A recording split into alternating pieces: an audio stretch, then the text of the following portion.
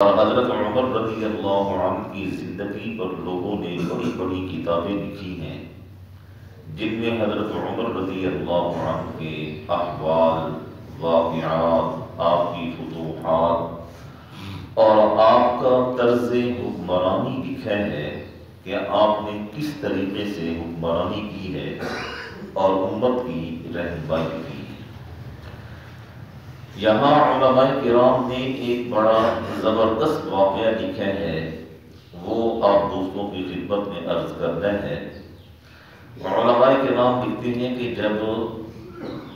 سیدنا عمر بن خطاب رضی اللہ عنہ کے زمانے میں اللہ جل شانہ نے مسلمانوں پر فتوحات کے دروازوں کو کھول دیا، مصر فتح ہو گیا، ایران فتح ہو گیا، یمن فتح ہو گیا، آس پاس کے سارے علاقے فتح ہو گئے اور ہر طرف سے مال غنیمت مدینہ منورہ پہنچنے لگا۔ تو یہ وہ وقت تھا کہ جب سیدنا عمر بن خطاب رضی اللہ عنہ پر بڑھاپا چھا چکا تھا اور آپ بوڑھے ہو چکے تھے، اور ایسی حالت میں 6 صحابہ کرام نے مل کر ایک مشورہ کیا، اور وہ جو 6 صحابہ کرام تھے وہ بھی معمولی انسان نہیں تھے۔ وہ 6 صحابہ کرام بھی وہ ہیں جنہیں عشرہ مبشرہ کہا جاتا ہے، یعنی وہ 10 صحابہ جنہیں آپ صلی اللہ علیہ وسلم نے دنیا میں جنت کی بشارت کی۔ ان 10 میں سے 6 صحابہ کرام نے ایک مشورہ کیا ہے، اور وہ 6 صحابہ کرام تھے کون کون؟ حضرت علی رضی اللہ عنہ، حضرت عبد الرحمن بن عوف رضی اللہ عنہ، حضرت عثمان غنی رضی اللہ عنہ، حضرت طلحہ رضی اللہ عنہ، حضرت زبیر رضی اللہ عنہ اور حضرت سعد بن ابی وقاص رضی اللہ عنہ۔ یہ 6 صحابہ کرام ہیں، انہوں نے مل کر ایک مشورہ کیا، اور مشورہ کیا تھا؟ مشورہ یہ تھا کہ اللہ جل شانہ نے بڑی کرم نوازی فرمائی ہے کہ فتوحات کے دروازے ہم پر کھل گئے ہیں، اور اب ہماری وہ حالت نہیں ہے کہ ہم تنگی میں اور عسرت میں رہ کر ہم زندگی بسر کریں۔ اب تو اللہ نے ہمیں مالا مال کر دیا ہے، دنیا جہان کی نعمتیں وہ سمٹ کر ہمارے پاس آ رہی ہیں، تو اب ہمیں چاہیے کہ ہم حضرت عمر بن خطاب رضی اللہ عنہ تک یہ پیغام پہنچائیں یا یہ مشورہ دیں کہ امیر المؤمنین اب آپ بوڑھے ہو چکے ہیں اور آپ کو اس وقت خدمت کی ضرورت ہے۔ آپ کو چاہیے کہ آپ اپنا ایک خادم رکھیں جو صبح شام آپ کے لیے کھانا بنائے، صبح شام آپ کو بہترین لباس پہنائے اور ہر وقت آپ کی خدمت میں موجود ہو۔ غذا آپ کو اچھی کرنی چاہیے، لباس آپ کو اچھا پہننا چاہیے۔ وہ تو ایک وقت تھا جب ہم پر تنگی تھی، اور ایک وقت تھا جب ہم پر حالات بہت سخت تھے، تو اس وقت میں ہم نے چمڑے چبا چبا کر اور چوس چوس کر گزارا کیا ہے، اور ایک ایک کھجور پر 2 لوگوں نے گزارا کیا ہے۔ لیکن اب تو اللہ نے ہمیں بڑی وسعت عطا فرما دی ہے، تو اب حضرت عمر رضی اللہ عنہ کو چاہیے کہ اپنی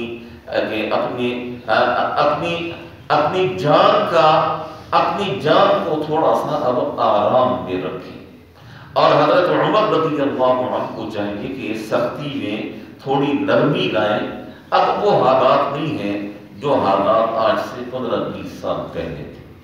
یہ 6 صحابہ کرام نے مشورہ کیا۔ اب دیکھیں ان میں حضرت علی رضی اللہ عنہ جیسے انسان جنہیں دنیا شیر خدا کے نام سے جانتی ہے وہ موجود ہیں، اور ان 6 لوگوں میں حضرت عثمان رضی اللہ عنہ جیسے انسان موجود ہیں، حضرت طلحہ، حضرت زبیر، حضرت سعد بن ابی وقاص رضی اللہ عنہ جیسے انسان ان 6 لوگوں میں موجود ہیں۔ مشورے میں یہ طے ہو گیا کہ حضرت عمر رضی اللہ عنہ تک یہ پیغام پہنچایا جائے، لیکن ان 6 لوگوں نے کہا کہ یہ پیغام پہنچائے گا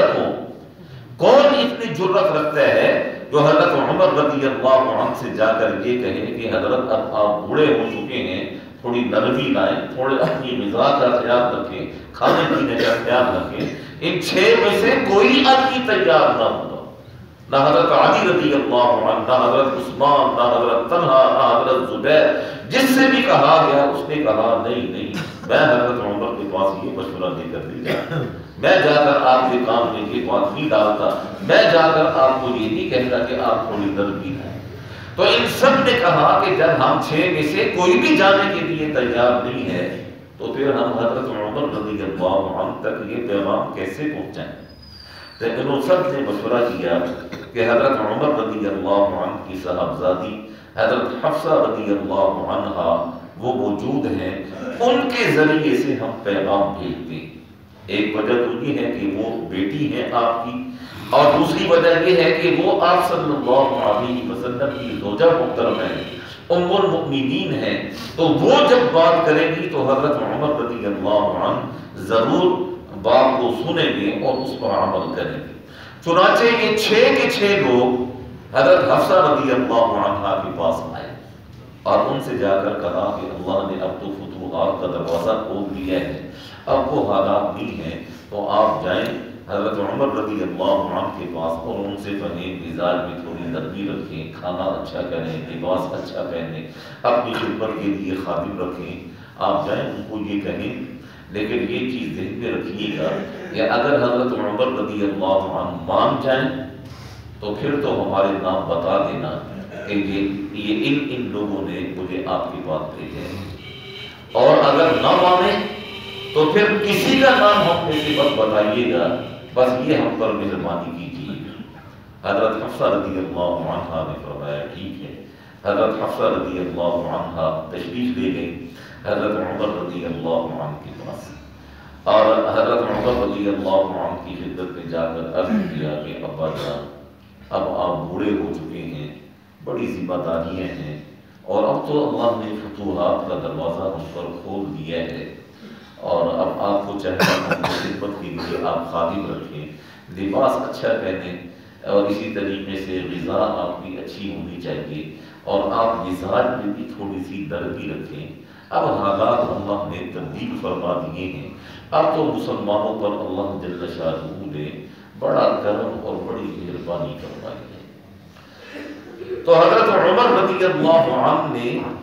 پہلا سوال ہی یہ کیا، بتاؤ تمہیں کس نے بھیجا ہے، بتاؤ تمہیں کس نے بھیجا ہے۔ حضرت حفصہ رضی اللہ عنہ بیٹی تھی نا، تو بیٹیوں کو باپ کے ساتھ بڑا لاڈ بھی ہوتا ہے اور بڑا مان بھی ہوتا ہے۔ تو حضرت حفصہ رضی اللہ عنہ نے کہا بس ابا جان آپ یہ بتائیں آپ مانتے ہیں یا نہیں، آپ مانتے ہیں یا نہیں۔ تو حضرت عمر رضی اللہ عنہ نے ایک جملہ فرمایا، حضرت عمر رضی اللہ عنہ نے فرمایا کہ اگر مجھے معلوم ہو جائے کہ کن لوگوں نے تیرے کانوں میں یہ بات ڈالی ہے، اگر میرے سامنے ان کے نام آ جائیں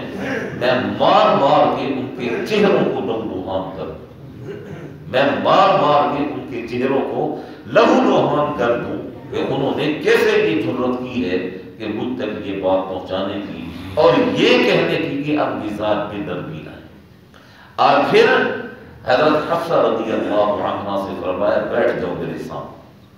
اور اپنی بیٹی کو اپنے سامنے بٹھایا اور فرمایا کہ صاحب البیت، گھر کا جو فرد ہوا کرتا ہے اسے گھر کے حالات کا بخوبی علم ہوا کرتا ہے اور گھر کے حالات اس پہ اچھی طریقے سے جانتا ہے۔ حفصہ تو ہی بتا، تو اللہ کے رسول کے گھر میں رہ کر آئی ہے،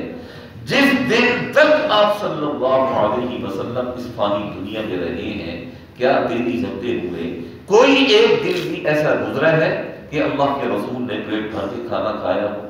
حضرت حفصہ رضی اللہ عنہ نے کہا کہ نہیں، جب تک اللہ کے رسول حیات رہے ہیں کبھی کوئی دن ایسا نہیں گزرا کہ آپ نے پیٹ بھر کے کھانا کھایا۔ بلکہ حضرت عائشہ رضی اللہ عنہا کی ایک روایت ہے،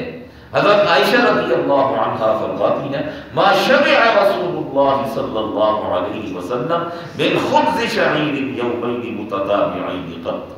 کہ 2 دن کبھی ایسے نہیں گزرے ساری زندگی میں کہ اللہ کے رسول نے کبھی 2 وقت پیٹ بھر کے کھانا کھایا۔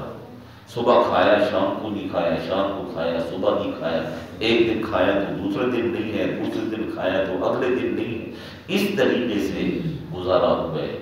تو آپ نے حضرت حفصہ رضی اللہ عنہا سے فرمایا تو ہی بتا کبھی ایسا ہوا ہے کہ اللہ کے رسول نے پیٹ بھر کے کھانا کھایا ہو؟ حضرت حفصہ رضی اللہ عنہا نے عرض کیا کہ ابا جان نہیں، میری زندگی میں کبھی ایسا نہیں ہوا۔ تو حضرت حفصہ رضی اللہ عنہا سے فرمایا کہ پھر تو کیسے یہ مشورہ لے کے میرے پاس آ گئی؟ اور پھر دوسری چیز آپ نے فرمائی کہ حفصہ تمہیں تو یاد ہوگا کہ ایک وقت تو نے ایک چھوٹی سی میز تھی، اس کے اوپر آپ صلی اللہ علیہ وسلم کے لیے تو نے کھانا رکھ دیا، تو آپ صلی اللہ علیہ وسلم جب تشریف لائے تو آپ نے فرمایا کہ میز سے کھانا ہٹا دو، نیچے رکھو، میں نیچے بیٹھ کے ہی کھانا کھاؤں گا، ایسے ہی ہے؟ تو حضرت حفصہ رضی اللہ عنہا نے عرض کیا جی ابا جان ایسے ہی ہے۔ پھر حضرت عمر رضی اللہ عنہ نے فرمایا کہ دیکھو تمہیں معلوم ہے کہ تم خود ہی اللہ کے رسول کا بستر بچھایا کرتی تھی، تو وہ ایک ٹاٹ ہوا کرتا تھا جسے دوہرا کر کے بچھا دیا جاتا تھا، اور تمہیں یاد ہے ایک دفعہ تم نے اس ٹاٹ کو چوہرا کر کے بچھا دیا، تو صبح اللہ کے رسول نے کیا فرمایا تھے کہ حفصہ آئندہ اسے چوہرا مت کرنا، دوہرا ہی رہنے دینا، اس نے آج مجھے اپنے رب کے سامنے کھڑا ہونے میں بڑی تکلیف دی ہے کہ یہ آرام دہ تھا تو میرا دل نہیں چاہ رہا تھا کہ میں اٹھوں، حالانکہ میں رات کو اٹھ کر اپنے رب کے سامنے کھڑا ہوتا ہوں۔ حفصہ ایسی ہے؟ تو حضرت حفصہ رضی اللہ عنہ نے عرض کیا کہ ابا جان ایسی ہے۔ پھر حضرت عمر رضی اللہ عنہ نے فرمایا کہ تمہیں معلوم ہے نا کہ اللہ کے رسول پہننے کے پاس پہننے کے لیے ایک جوڑا تھا، ایک، اور اس جوڑے کی کیفیت یہ تھی کہ وہی اترتا تھا، اسی کو دھویا جاتا تھا، اسی کو پہنا جاتا تھا۔ اور حفصہ تمہیں یاد ہے کہ بعض اوقات بلال رضی اللہ عنہ دروازے پر آ کر کھڑے ہوتے تھے اور آواز لگا رہے ہوتے تھے اللہ کے رسول الصلاۃ الصلاۃ، نماز کا وقت ہوا چاہتا ہے، صحابہ مسجد میں ہیں، مسجد بھری ہوئی ہے،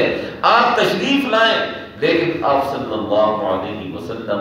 دیر سے تشریف لاتے تھے۔ وجہ کیا تھی کہ آپ صلی اللہ علیہ وسلم کے کپڑے خشک ہونے کے لیے دھوپ پر ڈالے ہوئے ہوتے تھے، کپڑے خشک نہیں ہوا کرتے تھے، اور دوسرا جوڑا نہیں تھا، تو جب تک وہ خشک نہیں ہو جاتا تھا آپ صلی اللہ علیہ وسلم باہر تشریف نہیں لاتے تھے۔ حفصہ ایسی ہے نا؟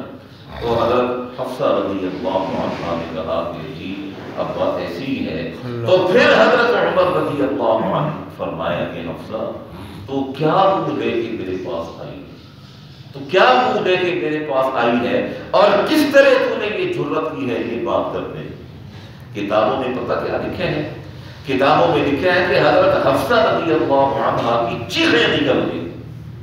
اور حضرت عمر رضی اللہ عنہ بھی تھانے بار بار کر رونے لگے کہ آج یہ وقت آ گیا کہ لوگ مجھے یہ مشورہ دیتے ہیں کہ عیش و عشرت کے اندر زندگی بسر کرو۔ آج اللہ نے اگر فتوحات عطا فرما دی ہیں، مال غنیمت کا ایک وافر حصہ ہمارے پاس آ چکا ہے، تو اس کا کیا مطلب ہے کہ ہم اپنی حیثیت ہی تبدیل کر دیں؟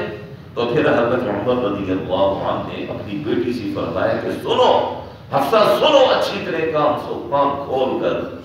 تین مسافر ہیں اور وہ ایک ہی منزل کے راہی ہیں، اور ایک مسافر چلا اپنی منزل کی طرف، وہ اپنی منزل کو پہنچ گیا، پھر اس کے بعد دوسرا مسافر چلا، وہ بھی منزل کی جانب چلا،